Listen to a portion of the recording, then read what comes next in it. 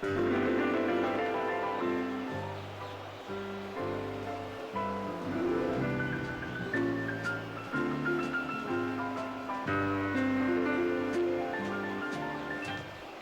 beautiful day in this neighborhood, a beautiful day for a neighbor. Would you be mine? Could you be mine? It's a neighborly day in this beauty wood, a neighborly day for a beauty. Would you be mine? Could you be mine?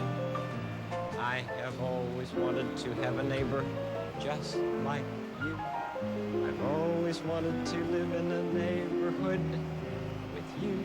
So let's make the most of this beautiful day. Since we're together, we might as well say, would you be mine? Could you be mine? Won't you be my neighbor? Won't you please? So in addition to this match, we have the Attitude Championship. Hello everybody, to Jew22 here. And the fans, of course, not liking Mr. Rogers' attitude, pun intended, and of course, he is the Attitude Champion, so obviously his attitude changed for the worst in his case. Of course, if Randy Orton won it, it wouldn't affect him because, well, he's an in-game superstar. It doesn't have that effect on him. But this is the semifinals of the King of the Ring tournament, or you can call it the conference finals of the blue team, whatever you want to call it. But for Randy Orton, he's already beaten two of the three members of the Zoot Suits, and it just so happens that Mr. Rogers is the third and final member. And of course, Mr. Rogers, for that reason alone, has every motivation to beat Randy Orton. But of course, for Randy Orton, his motivation for beating Mr. Rogers goes back to the first Super Show of this season. It was a triple threat, a triple threat Hell in a Cell match for the Intercontinental Championship, and the champion at the time was the Killer, Edward Kill, and Mr. Rogers pinned Randy Orton to win the title and the match. And Randy Orton has not forgotten that. And a massive neckbreaker, that Hangman's neckbreaker onto Mr. Rogers. Of course, Mr. Rogers can't take moves like that, and a chop block if he wants to win this match. A sleeper onto Randy Orton. Just adjust myself here. There we go.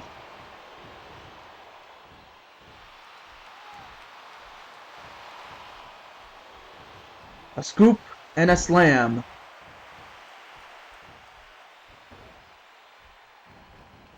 And Rogers going for another sleeper. And a jawbreaker.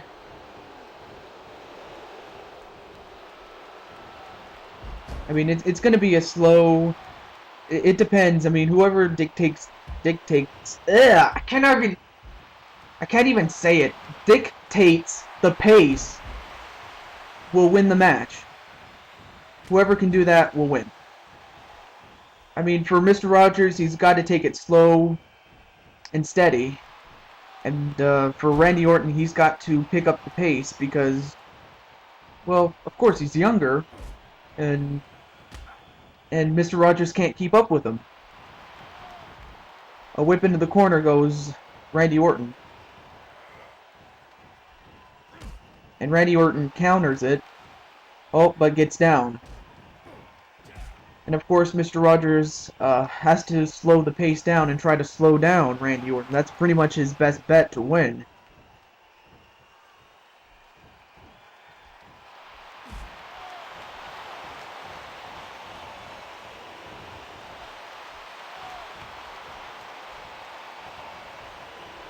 Forgive me if I haven't much to say. I mean, these guys, you know, these guys want to handle their business. I'll just let them do as they please. And another armbar, but like a pro, Mr. Rogers gets out of it. a tilt-a-whirl backbreaker, and Mr. Rogers can't take moves like that to his back. I mean, his back is not exactly what it used to be back in his glory days, but I mean, he can still take the pain. He just can't take too much of it like he used to before.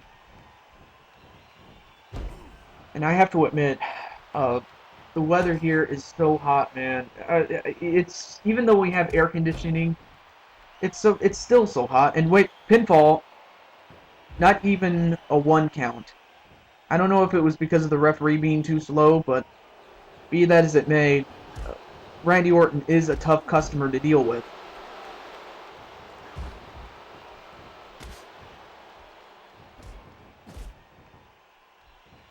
And a leg sweep onto Randy Orton. I mean, these two men are just going to go back and forth. That much I've come to expect. Hold on, let me just adjust this here for a moment. There we go. I was just adjusting my setup. A full Nelson, but he broke out of it.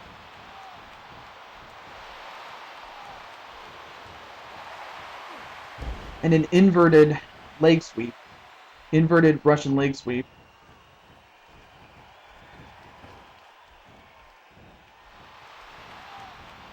And a whip into the corner goes Mr. Rogers. Now he sets up Mr. Rogers.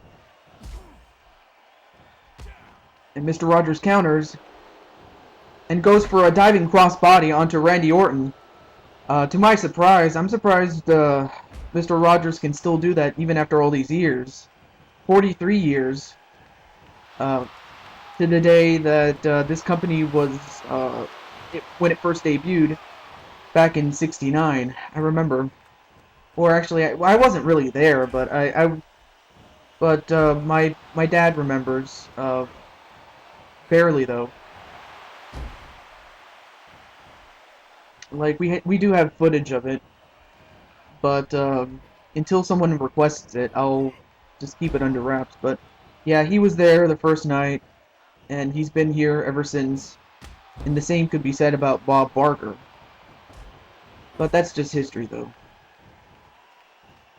And oh yeah, and as far as the match is concerned, you can win. Wait a minute, the neighborhood slam, and that move has claimed many victims, and he's gonna go for it again. On to Randy Orton, and is he gonna go for the cover? Yes, he does. Pinfall, 1. Wow, I'm surprised Randy Orton kicked out at 1. I mean, that's Mr. Rogers' signature move, and so is that. In a modified backbreaker, 1. No. But, alright, where was I? I forgot where I was. Oh yeah, the match type. It was, you can win by pinfall, submission. Yeah, pinfall or submission. You can't be counted out, and you can't be disqualified, and falls count anywhere, and weapons are encouraged. As Randy Orton brings in that chair, and misses for whatever reason. And he kicks the chair right in Mr. Rogers' face. And now what's he doing? Well, Randy Orton is just out of control right now. And, well, he was about to get something, but Mr. Rogers interrupted that.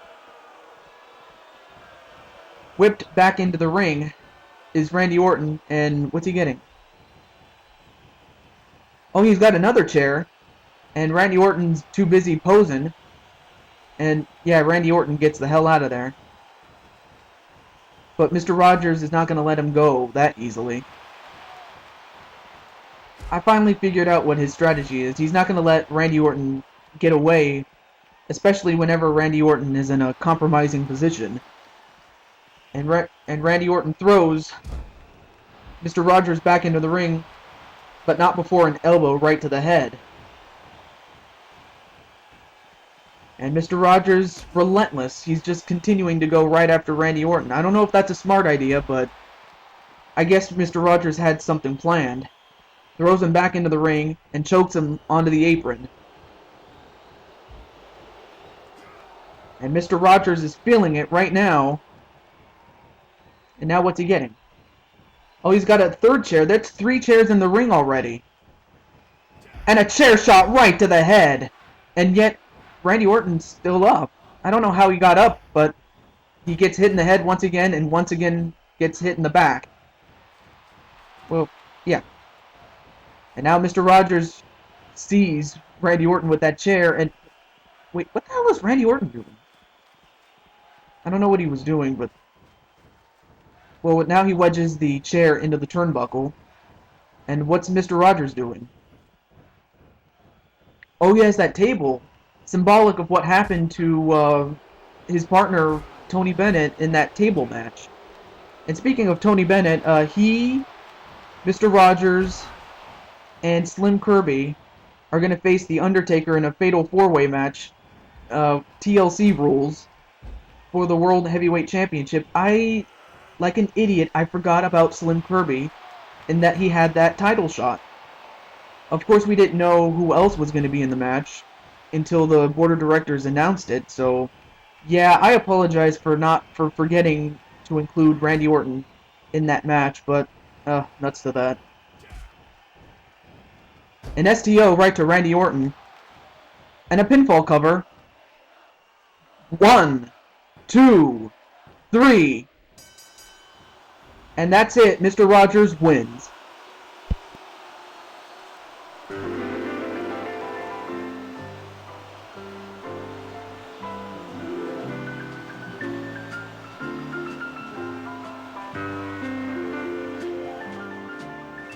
It's a beautiful day in this neighborhood, a beautiful day for a neighbor. Would you be mine? Could you be mine? It's a neighborly day in this beauty wood, a neighborly day for a beauty. Would you be mine? Could you be mine? I have always wanted to have a neighbor just like you. I've always wanted to live in a neighborhood with you. So let's make the most of this beautiful day.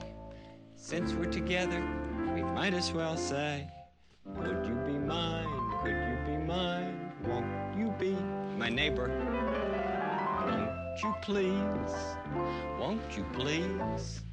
Please won't you be my neighbor? Hi, television neighbor. I'm glad we're together again.